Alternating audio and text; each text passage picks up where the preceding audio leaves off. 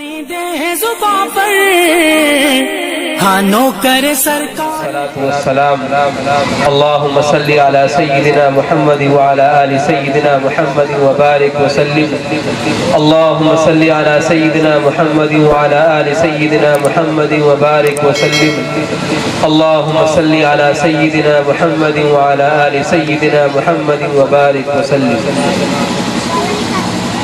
جنہیں میں ڈھونڈتا کہ گاؤں گاؤں بیت جہاد کی اور 900 مجاہدین اور 10,000 مریدین کو لے کر کے 1831 کے اندر پنجتار کے قصبے میں پہنچے اور وہاں جا کر کے حکومت کو قائم کیا اور 5 مئی 1837 کے اندر حضرت سید احمد شہید رحمۃ اللہ علیہ کو بالا کوٹ کی پہاڑی پر شہید کر دیا گیا اور 9 مئی 1837 کے اندر ان کے رفیق حضرت شاہ اسماعیل شہید رحمۃ اللہ علیہ کو شہید کر دیا گیا۔ اب علماء کو اس طریقے سے مٹا دیا گیا۔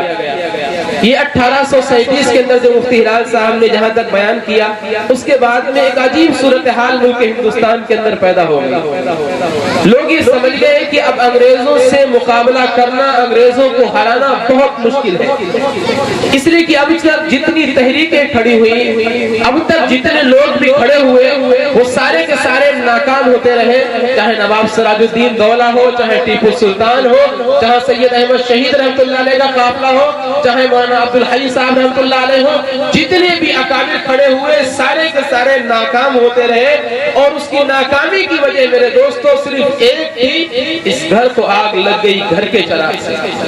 ہمیشہ اس ناکامی کا سامنا جو مسلمانوں کو کرنا پڑا ہے وہ اپنے ہی لوگوں کی وجہ سے، اپنی ہی سب کے اندر ایسے منافق پیدا ہوئے جنہوں نے دھوکہ دیا، ان کو شہید کروایا اور اس طریقے سے غیروں کا ساتھ دیا، گویا کہ اس گھر کو آگ لگ گئی گھر کے چراغ سے۔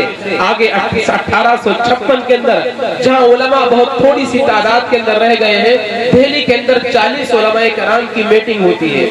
اس میٹنگ کے اندر حضرت مولانا رشید احمد گنگوہی رحمۃ اللہ علیہ، حضرت مولانا قاسم نانوتوی رحمۃ اللہ علیہ، حاجی امداد اللہ مہاجر مکی رحمۃ اللہ علیہ اور اس کے علاوہ بڑے بڑے اکابر، حافظ ضامن شہید رحمۃ اللہ علیہ، مولانا جعفر تھانیسی رحمۃ اللہ علیہ، یہ اکابر علماء اس کے اندر شریک تھے۔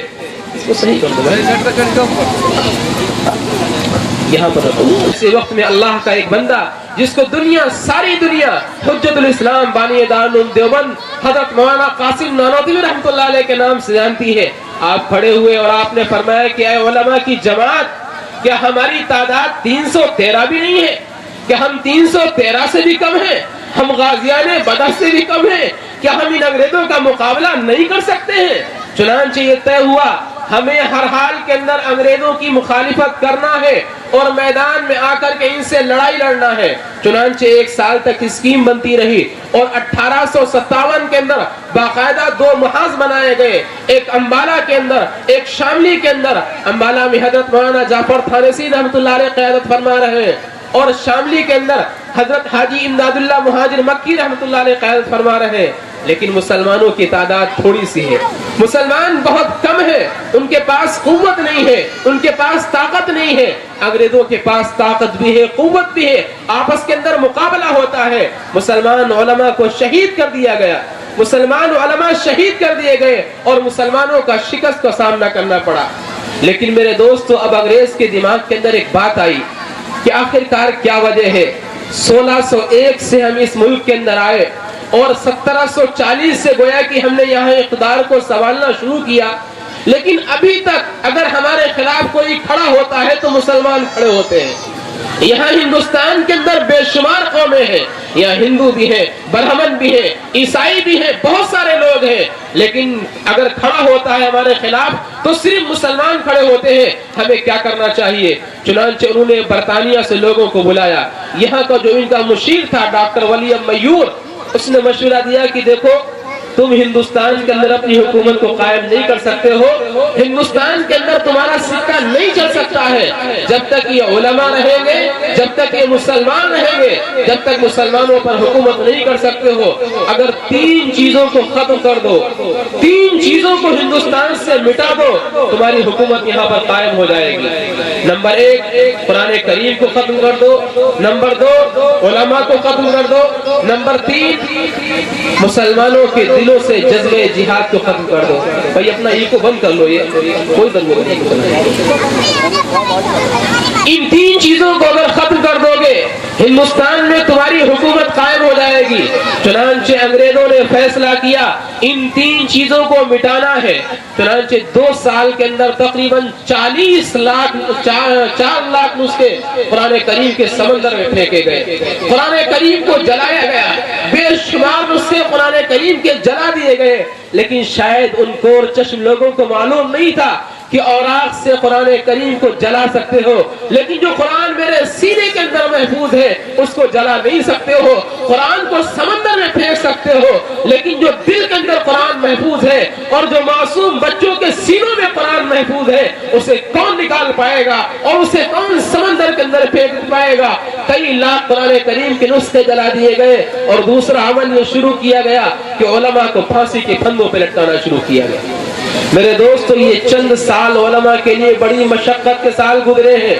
جہاں ٹوپی داڑھی والا کوئی مولوی نظر آتا، جگہ جگہ پر پھانسی کے پھندے لٹکے ہوئے ہیں، وہاں اس ٹوپی داڑھی والے مسلمان کو پھانسی کے پھندے پہ لٹکا دیا جاتا۔ ایسا میرے دوستو ایسی صورتحال ہو گئی تھی، جو شہروں کی جامع مسجدیں ہوتی تھی جہاں جمعے کی نماز ہونا چاہیے وہاں پھانسی کے پھندے لٹک رہے تھے۔ دہلی کی جامع مسجد کے اندر، مراد آباد کی جامع مسجد کے اندر، میرٹھ کی جامع مسجد کے اندر ان جگہوں پر پھانسی کے پھندے لٹک رہے تھے، اور کسی مولوی کو اگر دیکھ لیا جاتا تھا فوراً پھانسی کے پھندے پہ لٹکا دیا جاتا تھا۔ میرے دوستو، علماء کے خلاف بڑے سنگین حالات آئے، بڑے سخت حالات علماء کے خلاف آئے۔ مسٹر ٹامشن جو انگریز مورخ ہے، ہندوستان میں آ کر کے اس نے ہندوستان کی تاریخ کو لکھا ہے۔